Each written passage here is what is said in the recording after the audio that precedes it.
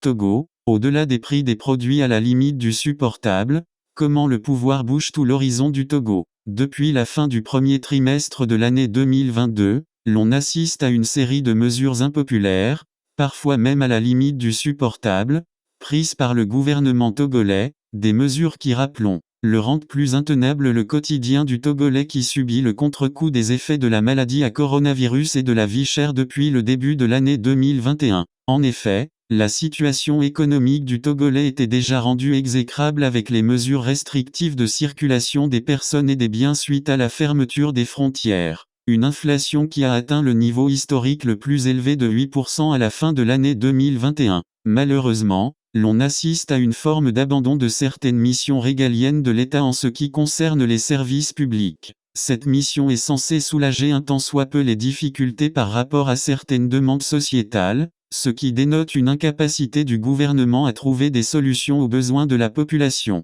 L'on peut noter à cet effet, une augmentation tous azimuts des prix des produits de première nécessité. Depuis la fin du premier trimestre de l'année 2022, sans se soucier des difficultés quotidiennes de la population togolaise dont pas moins de 53% vit en dessous du seuil de pauvreté, le gouvernement par son laxisme, a adopté la posture du laisser-faire et laisser-passer avec une bienveillance à l'égard d'une classe oligarchique avec devise « Enrichissez-vous vous-même », sans aucun respect de la procédure de contrôle républicain comme on peut le constater à travers le tableau récapitulatif de l'évolution des prix de certains produits ci-dessous. Observation. L'analyse de l'évolution des prix de certains produits de première nécessité selon le tableau ci-dessous permet de constater que du 29 mars au 13 mai 2022, les prix des produits pétroliers ont connu une double augmentation passant de 505 F à 625 F pour atteindre 700 F le 18 juin dernier, date de la dernière augmentation, soit une triple augmentation en un seul trimestre.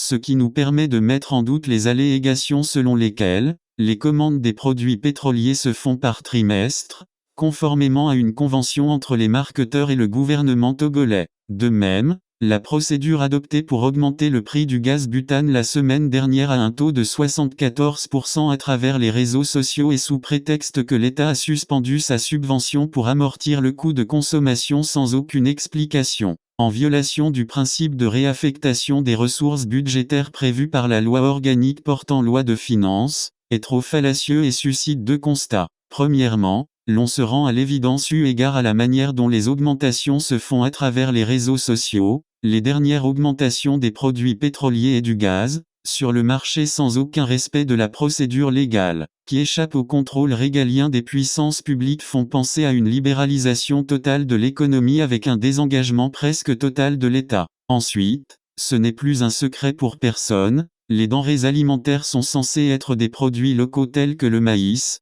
l'huile, l'arachide et le riz, sont désormais hors de portée, ce qui montre à suffisance les échecs de toutes les politiques publiques adoptées et financées à coups de milliards depuis 2008. Il faut rappeler tout de même que, tous les ministres de l'agriculture qui se sont succédés, depuis Ewovor à Bataka en passant par Agadazi, personne n'a été en mesure de présenter le bilan de tous les projets agricoles à savoir, PNUASA, PADA, PDRI, MO, MIFA pour ne citer que ceux-là, et n'ont jamais réussi à créer une classe moyenne, ce qu'on appelle dans un autre domaine le processus de gentrification pour le développement de l'agro-industrie. Il faut noter que depuis le 27 avril 2022 et d'une manière récurrente, pratiquement à la fin de chaque mois, le Togo procède à une mobilisation des ressources financières sur le marché financier de l'espace UEMOA, sous la forme d'obligations assimilables de trésor, OA, de 30 milliards en moyenne pour une durée de 15 ans pour un taux de 6,15%.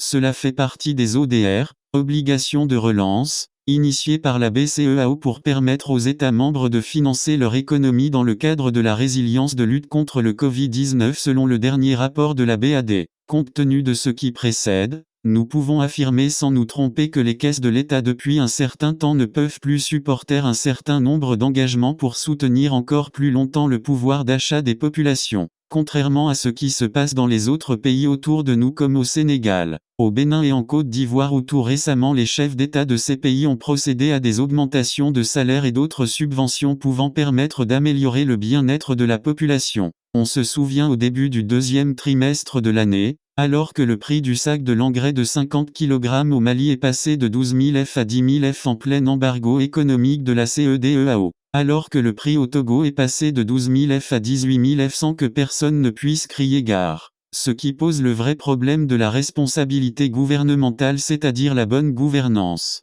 Il faut aussi rappeler que le service de la dette publique du Togo a atteint des proportions insoutenables par rapport à la capacité du budget de l'État, avec un ratio service de la dette recettes internes supérieur à 40% alors que la norme est de 15%. Ceci du fait que la dette publique du Togo est passée, à la suite de l'initiative PPTE, de 7 667 milliards à la fin de l'année 2010 à 2 768 milliards à la fin de l'année 2021, soit en moyenne une augmentation de 200 milliards par an, selon le rapport de la BAD rapporté par l'ONG Veille économique. D'où l'effet boule de neige qui finit par rattraper la mégalomanie et le snobisme hors pair de certains dirigeants. À cette allure, l'on ne sera pas surpris d'apprendre un jour que le gouvernement est revenu sur sa décision de la gratuité de l'écolage et les frais d'inscription aux examens pour les élèves des enseignants primaires et secondaires, de même la gratuité de la césarienne. Comme on le voit, l'avenir socio-économique du Togo devient de plus en plus inquiétant en dépit de toutes les propagandes politiques,